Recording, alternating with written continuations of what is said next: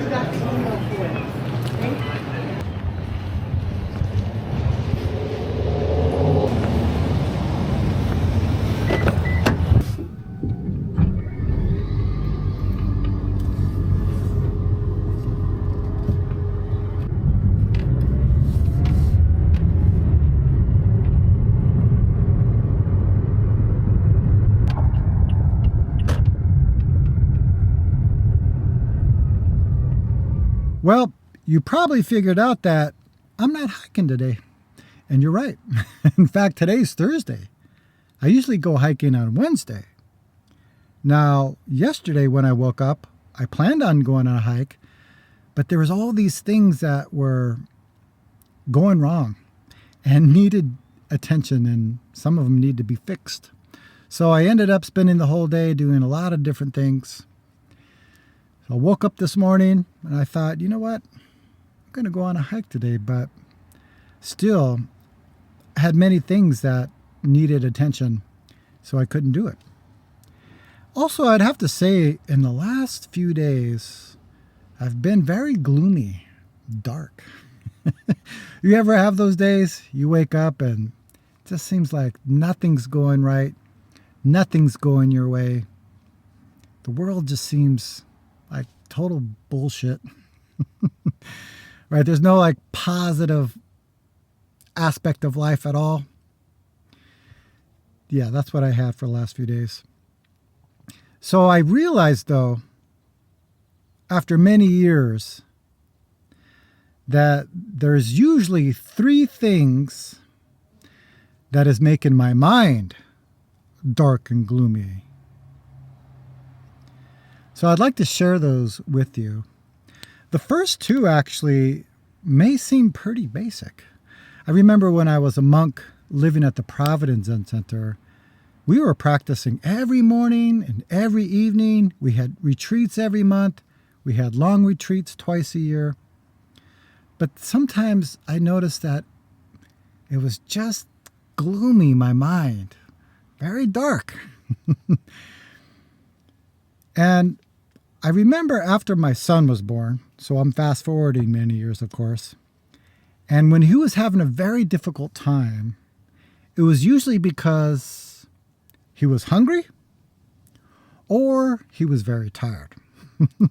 And when I saw that, I started looking at my own life and my own, I guess, actions in life. And I realized, that's very interesting.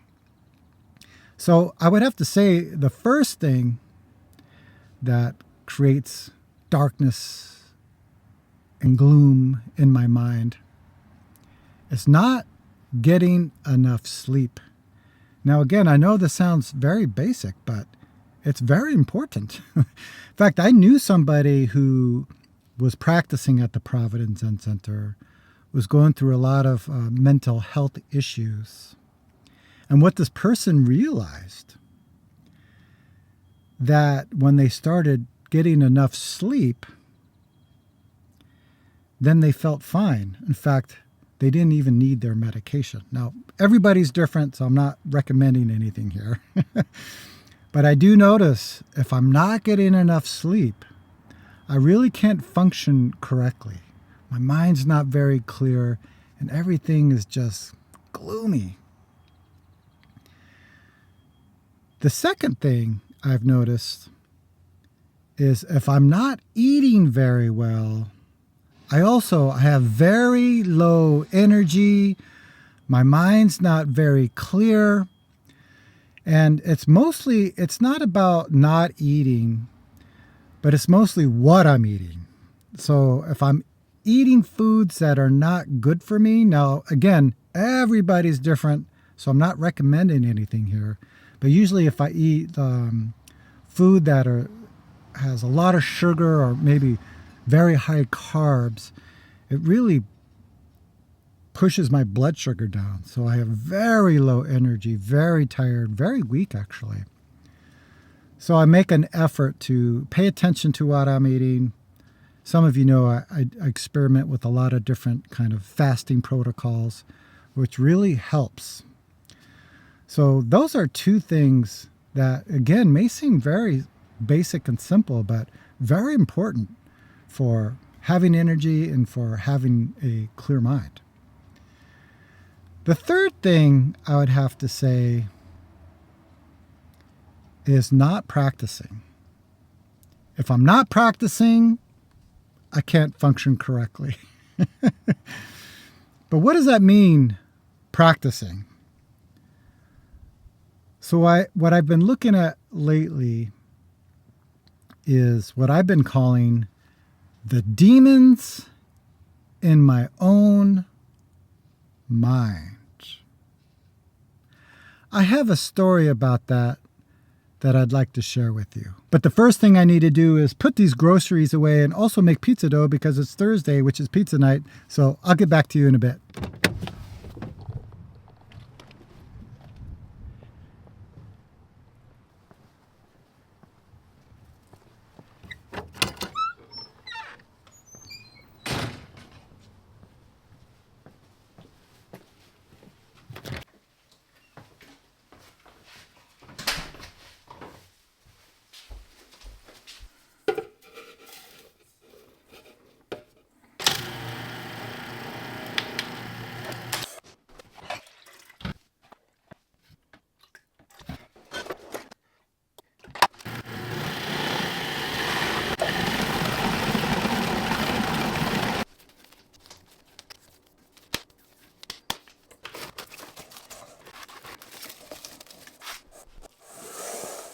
There was a Tibetan teacher named Milarepa, and he lived in a cave.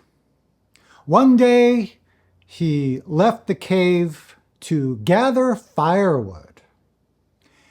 And when he came back to the cave, he noticed that the cave was full of demons. So, of course, he didn't like this and tried to get the demons to leave. He was shoving them and beating them and yelling at them. But it did not seem to faze any of these demons. So he realized that approach didn't work, so he decided to take another approach. I'm going to teach these demons the Dharma. Now, if you don't know what the Dharma is, it's basically the teachings of the Buddha. What is the teachings of the Buddha? The teachings of the Buddha is human suffering, what it is, and how to relieve it. So he started teaching the Dharma to all of these demons, but they didn't leave. In fact, they would just stare at him, all of them, with these big, bulging eyes. So Milarepa realized, well, this also is not working. And then he really saw clearly his defeat. So he took a very deep breath.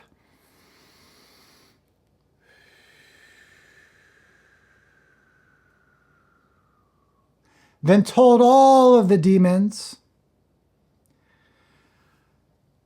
it looks like we're going to be together for a while.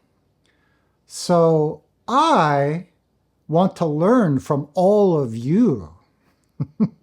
And once he said this, all of the demons disappeared but one. And this last demon was very large, very fierce, very sharp fangs. And this demon was just staring right into Milarepa's eyes. So Milarepa took a deep breath.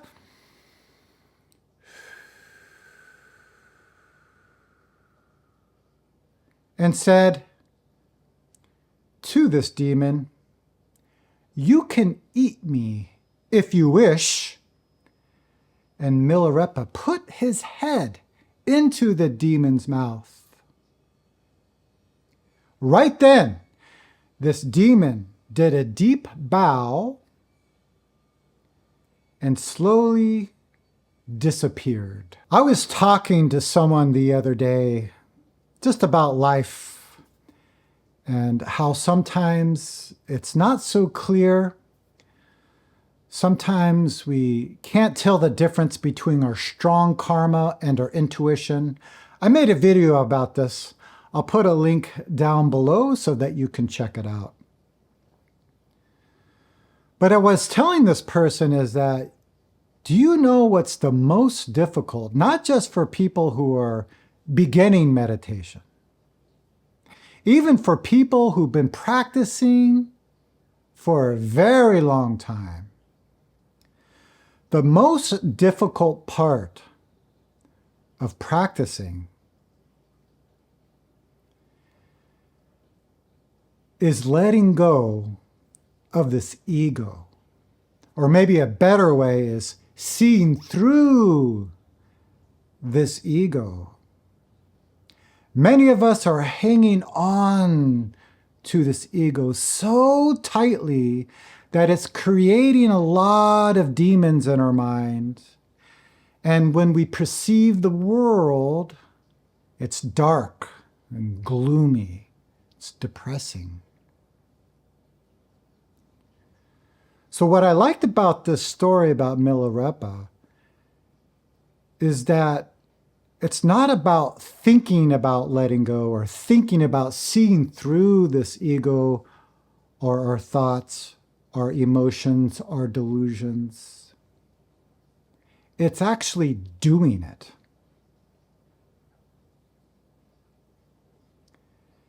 And doing it sometimes is the most difficult because, again, we can't let go. For many people, it's very scary to let go or to see through all of these things. So there are many ways that we can do it. And I'm going to leave you with the koan that may help you. Some of you who have worked with me with koans have been working on this or have worked on this before. And the koan is, this whole universe is on fire. Through what kind of samadhi or meditation, mindfulness, can you escape from being burned?